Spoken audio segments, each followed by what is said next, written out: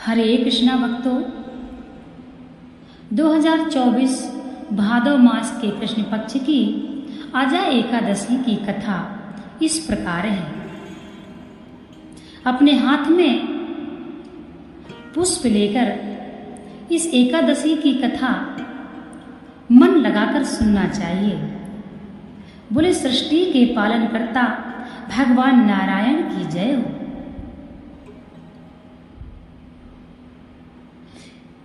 भगवान बोले,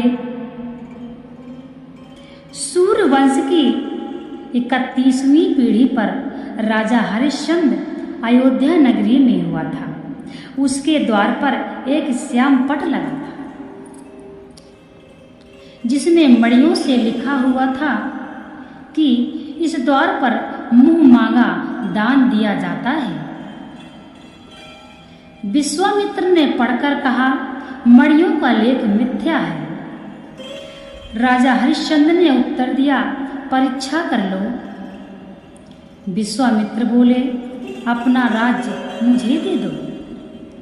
हरिश्चंद्र बोले, राज्य आपका है और क्या चाहिए। विश्वामित्र बोले, दक्षिणा भी तो लेनी है। राहु केतु तथा शनिश्चर की पीड़ा भोगनी सहज है।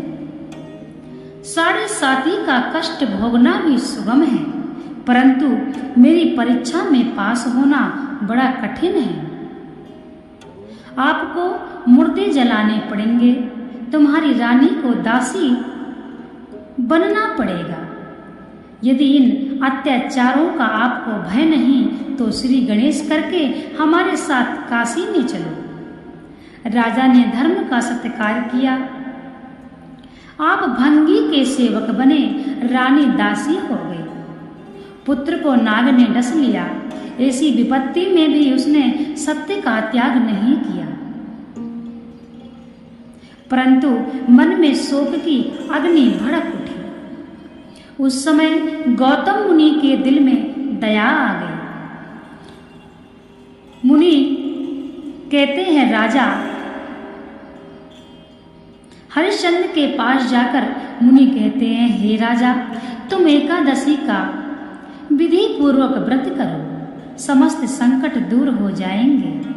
ऐसा कहकर गौतम मुनि अंतर ध्यान हो गए। राजा ने विधि सहित आजा एकादशी का व्रत किया। उसके प्रभाव से स्वर्ग में जयकार शब्द हुआ। अपने सामने ब्रह्मा विष्णु महेश इंद्रादिक देवताओं को खड़े देखा। अपने पुत्र को जीवित तथा अपनी स्त्री को भूषणों से सहित देखा। अयोध्या में आकर एकादशी का पूर्ण सत्कार किया। उसके राज्य में बालक वृद्ध सब एकादशी का व्रत करते थे। एकादशी व्रत के प्रभाव से राजा सहित अंत में स्वर्ग को प्राप्त हुए। इस कथा के महात्म्य का फल अश्वमेध यज्ञ के समान है, अर्थात जो व्यक्ति केवल कथा ही सुन लेता है उसको अश्वमेध यज्ञ के समान फल प्राप्त होता है। बोलिए नारायण भगवान की जय। बोलिए आजा एकादशी की